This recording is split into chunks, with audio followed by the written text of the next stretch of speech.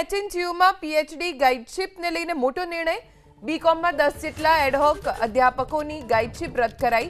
10 થી 12 વર્ષ પછી પીએચડીની ગાઈડશીપ મેળવેલ અધ્યાપકોની ગાઈડશીપ રદ કરવામાં આવી. એચએનજીયુના નિયમ મુજબ અધ્યાપક કાયમી હોય તો પીએચડીની ગાઈડશીપ આપી શકાય.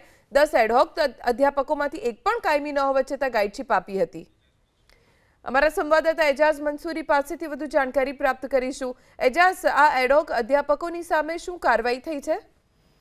જે રીતે પીએચડી ગાઈડશીપનો જે મામલો હતો તેને લઈને એચએનજી યુનિવર્સિટીમાં રજૂઆત આવી હતી. રજૂઆત આવ્યા બાદ યુનિવર્સિટી દ્વારા તપાસ શરૂ કરવામાં આવી હતી કે જે 10 જેટલા એડહોક અધ્યાપકો છે તેમને ગાઈડશીપ મેળવી છે, કેવી રીતના મેળવી છે, શું લઈને તેને લઈને તપાસ કરવામાં આવી. ત્યારબાદ ગઈકાલે બીઓએમની બેઠક મળી હતી યુનિવર્સિટી ખાતે. ત્યારે ખાસ લઈને આ અધ્યાપકોનો મુદ્દો છે તેને ચર્ચા કરવામાં આવી. ત્યારે બીઓએમની બેઠકના અંદર મહત્વનો નિર્ણય લેવામાં આવ્યો કે જે 10 જેટલા એડહોક અધ્યાપકો છે જે પીએચડીની ગાઈડશીપ મેળવી હતી તેમને તમામની ગાઈડશીપ છે તે હાલ યુનિવર્સિટી દ્વારા રદ કરવામાં આવી છે. સાથે જે બીજો મહત્વનો નિર્ણય લેવામાં આવ્યો જે પણ વિદ્યાર્થીઓ તેમને હાથ નીચે ગાઈડશીપ મેળવીને જાય છે તેમને ડિગ્રી છે તે માન્ય ગણાવવામાં આવશે. સાથે અત્યાર સુધી જે બીજા પણ જે વિદ્યાર્થીઓ તેમને હાથ નીચે જે ડિગ્રી મેળવી રહ્યા છે તેમને અલગ ગાઈડ ફાળવવામાં આવશે. એટલે સાથે કહી શકાય કે જે પણ વિદ્યાર્થીઓ પીએચડી કરી હતી તેમની ગાઈડશીપને લઈને કોઈ નુકસાન થશે નહીં, પરંતુ એમની ગાઈડશીપ છે તે માન્ય ગણાશે. સાથે કહી શકાય કે જે તે સમયે આજથી 10 થી 12 વર્ષ પહેલા જે પણ અધ્યાપકો દ્વારા જે અરજી કરવામાં આવી હતી, અરજી દ્વારા ગાઈડશીપ મેળવવામાં આવી હતી તેના ડોક્યુમેન્ટરી તમામને